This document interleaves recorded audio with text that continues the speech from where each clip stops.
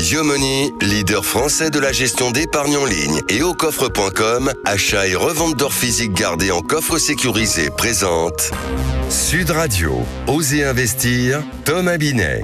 Et suite de vos rendez-vous économiques, toujours en compagnie de Thomas Binet, au menu cette fois-ci d'Oser investir, mon cher Thomas. Maxime, les placements miracles, les tendances du moment, les investissements dont tout le monde vous parle.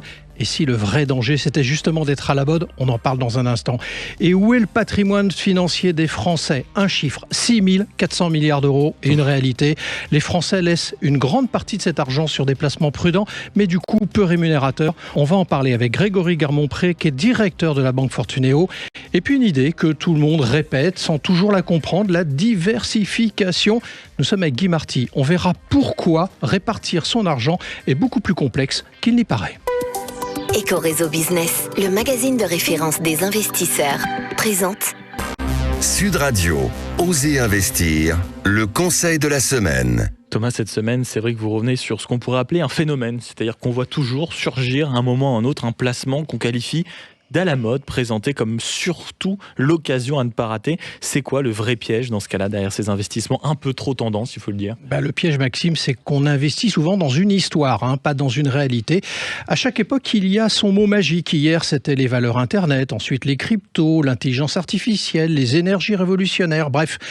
Quand tout le monde en parle, beaucoup ont l'impression d'arriver au début de l'aventure, alors qu'en fait, ils arrivent souvent très tard. Le prix a déjà grimpé, l'enthousiasme fait boule de neige et on finit par acheter surtout parce que les autres le font. C'est un réflexe très humain, on craint de rater le train, sauf qu'en bourse, les trains les plus bruyants ne vont pas toujours le plus loin. Et ça, c'est vrai que le danger, c'est forcément pas toujours le produit, mais c'est aussi le comportement. Exactement, le risque caché, il est psychologique. Quand un investissement devient tendance, il devient presque social. On en parle au bureau, sur les réseaux, dans les dîners en ville. Et là, le jugement se brouille. On ne regarde plus vraiment si l'actif est solide, rentable, durable. On regarde surtout s'il fait rêver. Le problème, c'est que la mode peut faire monter très vite, puis retomber tout aussi vite. N'oublions pas que la mode se démode. Et ceux qui entrent sur le tard essuient souvent la correction. En clair, plus un placement semble évident, parce qu'il est partout, plus il faut ralentir et se poser les bonnes questions. Alors comment on fait pour éviter de se faire piéger sans passer à côté non plus des vraies opportunités ? Eh bien, on va revenir aux bases, aux fondamentaux. D'abord, comprendre ce dans quoi on met son argent avec des mots simples, toujours des mots simples. Ensuite, se demander, est-ce que j'investis parce que j'ai analysé ou parce que j'ai entendu 10 fois la même promesse ? Et enfin, ne jamais mettre une part trop importante de son épargne sur une seule grande mode. La vraie stratégie, la seule stratégie qui vaille, ce n'est pas courir après le buzz, c'est construire dans la durée. Les tendances passent, les principes restent. Et en matière d'investissement, ce qui protège le mieux, ce n'est pas d'être dans le coup, c'est de garder la tête froide. Haussmann Executive Search, leader du recrutement sur les métiers de la finance et de l'immobilier, présente Sud Radio, Osez investir, l'invité. Thomas, nous sommes avec Grégory Garmont-Pré, le directeur de la banque en ligne Fortuneo, créée en 2000, et elle intervient sur la banque au quotidien, l'épargne, l'assurance vie, le crédit et même la bourse. Bonjour Grégory Garmont-Pré. Bonjour Thomas. Les ménages français détiennent, je l'ai dit dans le lancement de ce rendez-vous, plus de 6 400 milliards d'euros, c'est colossal, de patrimoine financier. Pourquoi les Français restent-ils malgré tout aussi prudents avec leur argent alors qu'ils en ont beaucoup ? C'est une bonne question. Alors, le taux d'épargne en plus des ménages est très élevé, surtout en période de crise comme actuellement, 18%. Et effectivement, il y a peut-être une aversion au risque. Donc on met sur des placements, beaucoup de Français mettent sur des placements non risqués, donc tels que le livret A, la LDDS ou le fonds en euros en assurance vie par exemple. Alors si on rentre un peu dans le détail de tout ça, on observe que 20% des ménages détiennent environ 80% du patrimoine financier. Est-ce que la France devient un pays de plus en plus patrimonialement inégalitaire ? C'est sûr que c'est très concentré et ça va notamment avec l'âge. Et d'ailleurs, il y a pas mal d'études en ce moment où une grosse partie du patrimoine va changer de main, puisque 20% du patrimoine est détenu par les plus de 70 ans. Donc ça va se transmettre de génération en génération. Et effectivement, c'est assez concentré et ça va de pair avec l'âge. Aujourd'hui, très concrètement, à partir de quand est-on réellement considéré comme patrimonial en France ? Alors généralement, on parle d'encours financier. Déjà, on enlève tout ce qui est immobilier. On considère que la tranche patrimoniale, c'est entre 100 000 euros d'encours jusqu'à 1 million d'euros d'encours. Au-delà d'1 million, en général, on passe par une banque privée. et au-delà par notre famille. On rentre aussi un peu dans les chiffres pour être très concret ce dimanche matin. 11% des clients patrimoniaux disent avoir totalement quitté les banques traditionnelles pour leur épargne. Je ne parle pas du compte courant, du quotidien. Est-ce le début d'un basculement historique à la fonction que vous occupez? Je rappelle que vous êtes directeur de Fortuneo. Vous voyez l'évolution du milieu bancaire? Oui, on voit une forte évolution. Effectivement, on parle de fragmentation de l'épargne. De plus en plus d'épargne se dirigent vers des acteurs en ligne tels que Fortuneo. Alors, plein de raisons. La première, il y a 3 raisons finalement principales. La première raison, c'est la compétitivité tarifaire, c'est-à-dire moins de frais sur les produits d'épargne, que ce soit en assurance vie, sur la bourse, puisque ces clients patrimoniaux possèdent finalement 3 types de produits. Ils sont assez diversifiés. Ils possèdent une assurance vie, un compte bourse qui est souvent un PEA et des livrets d'épargne. Et donc, si vous avez moins de frais, ça attire, parce que les frais viennent... moins de frais, ça veut dire plus de performance. La performance, c'est la deuxième raison. C'est que chez les acteurs en ligne, vous avez une architecture ouverte et vous avez une diversification très forte. On va en parler tout à l'heure de la diversification. Vous pouvez, par exemple, à travers un contrat d'assurance vie, opérer sur des actions, de l'immobilier, et puis la grande tendance du moment, c'est les ETF également. Est-ce que la défiance envers les banques traditionnelles joue dans le choix? Je ne sais pas si c'est une défiance, parce qu'en fait, le gros de l'encours et de l'épargne des ménages reste dans des établissements traditionnels. Cela étant dit, ça commence à bouger. Et un acteur comme Fortuneo, nos clients patrimoniaux, gèrent plus de 250 000 euros d'encours chez nous, financiers. D'accord. Donc c'est important. Alors, il y a quelque chose d'un peu contre-intuitif, pour ne pas dire paradoxal. Les clients veulent de plus en plus d'autonomie digitale, mais 59% quand même valorisent encore la relation avec un conseiller. Alors, est-ce que le modèle hybride deviendrait la norme, du coup ? En fait, ce qu'on fait chez Fortuneo, c'est justement ça, c'est d'associer le meilleur des deux mondes, être digital, et pour la personnalisation et le conseiller, on a des conseillers spécialisés, patrimoniaux, avec des prises de rendez-vous. L'aspect humain reste extrêmement important pour cette clientèle-là. Alors, les épargnants qui nous écoutent parmi nos auditeurs, le fameux couple rendement-risque, reste le critère numéro 1 des investisseurs, mais la simplicité arrive juste derrière. Alors, est-ce à dire que les Français veulent désormais investir sans complexité? En réalité, est-ce possible quand même? C'est tout à fait possible avec des acteurs digitaux. La simplicité, tout est fait dans l'ergonomie pour pouvoir prendre ses finances en main, et vous pouvez tout faire à partir de votre application mobile ou le site internet, faire vos arbitrages en assurance vie, passer des ordres de bourse.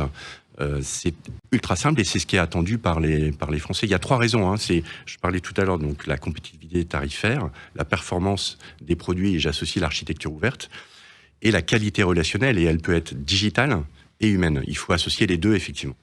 Alors, je rappelle pour ceux qui nous rejoignent en cours de ce rendez-vous, nous sommes avec Grégory Garmont-Pré, qui est le directeur de Fortuneo. Une question qui va dans la droite ligne des banques en ligne que vous pouvez représenter au micro de Sud Radio ce dimanche matin.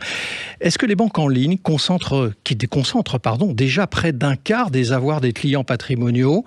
En réalité, est-ce une tendance où ça démontre que c'est déjà une transformation profonde du marché qui, d'abord, s'observe au moment où nous nous parlons et qui va continuer? Alors, c'est une tendance forte et ça va s'accélérer. D'accord. Et ça va s'accélérer. On le perçoit chez Fortuneo. Un chiffre, l'année dernière, notre encours d'épargne a augmenté de plus de 5 milliards et on recrute à peu près 1000 clients patrimoniaux par mois, c'est-à-dire qui disposent de plus de 100 000 euros chez Fortuneo. C'est une accélération. C'est une accélération et le phénomène va s'amplifier. Alors pour ceux qui nous écoutent aussi, est-ce qu'on investit différemment ou autrement à 40 ans et à 65 ans aujourd'hui ? Il le faut, c'est-à-dire plus on est jeune, plus on peut diversifier, prendre plus de risques, puisque vous avez toujours le couple rendement-risque. Effectivement, il faut profiter à 40 ans de diversifier. Et à 65-70 ans, commencer à sécuriser, puisqu'on a d'autres... on va commencer à parler de transmission notamment, ou de sécurisation de son épargne. Alors, chez les clients patrimoniaux, ceux que vous connaissez bien, les produits stars restent malgré tout l'assurance vie, le fameux plan d'épargne en action et les livrets. Pourquoi ces placements restent-ils incontournables malgré toutes les innovations et peut-être d'ailleurs d'autres produits plus rentables que ceux que je viens d'évoquer? Ça reste des piliers, notamment... Les Français regardent beaucoup la fiscalité. Vous avez des avantages fiscaux très importants en assurance vie et sur le PEA. Donc, dans le choix d'investissement, on veut être moins taxé. Et donc, on choisit l'assurance vie et le PEA notamment. Ces 2 produits piliers incontournables pour de l'encours financier. ça ne tient pas aussi au fait de l'habitude? Alors, ce sont des enveloppes uniquement. Après, à l'intérieur, vous pouvez diversifier. Une grande tendance qu'on observe, que ce soit sur l'assurance vie ou la bourse, c'est par exemple la tendance forte des ETF. Les jeunes générations vont principalement sur des ETF, et là, vous pouvez diversifier très facilement. Alors, en un mot, vous pouvez nous rappeler ce que c'est que l'ETF, justement? Ça réplique, notamment, c'est des paniers d'actions qui répliquent un indice qui peut être l'indice CAC 40 ou un indice américain, par exemple. Alors, est-ce que, et ça sera ma dernière question avec vous, Grégory Garmont-Pré, est-ce qu'on entre dans une époque où les Français feront davantage confiance à une application patrimoniale qu'à leur conseiller bancaire historique? Et je pense, quand je vous pose cette question, plutôt effectivement à ceux que vous évoquez, c'est-à-dire les jeunes générations qui sont digital natives, qui sont nées avec le téléphone portable dans leur poche et qui ont forcément un rapport aussi bien à l'argent qu'à la relation humaine forcément différent de leurs aînés. La confiance est installée. La preuve, c'est que nos clients gèrent plus de 50 milliards d'euros d'encours à travers Fortuneo. Donc la confiance est installée et il faut associer les deux. Il faut associer l'aspect digital que vous évoquez, l'aspect humain. Il est très facile, par exemple, chez Fortuneo, de contacter un conseiller et il va être expert soit en bourse, soit en assurance vie ou soit sur des questions d'accompagnement patrimonial. Donc il faut associer le meilleur des deux mondes, l'humain et le digital. Alors je vais quand même avoir une ultime question, ça sera ultime question. Quel est le dernier conseil que vous pouvez donner à justement quelqu'un qui nous écoute ce dimanche matin sur sa bonne manière d'investir? Est-ce qu'il y a un truc à faire ou alors, dit différemment, un truc à pas faire? C'est de prendre ses finances en main, soit le gérer soi-même, ou soit il y a beaucoup de solutions comme la gestion sous mandat qu'on peut faire à travers l'assurance vie ou la bourse. Donc c'est regarder et prendre ses finances en main comme on le fait sur d'autres activités. Merci à vous. Merci beaucoup Grégory Garmont-Pré d'être passé du côté d'Oser Investir et je rappelle que vous êtes le directeur donc de la banque Fortuneo. Blockshare, le cercle immobilier des investisseurs avisés, présente Sud Radio, Oser Investir, le coin de l'expert.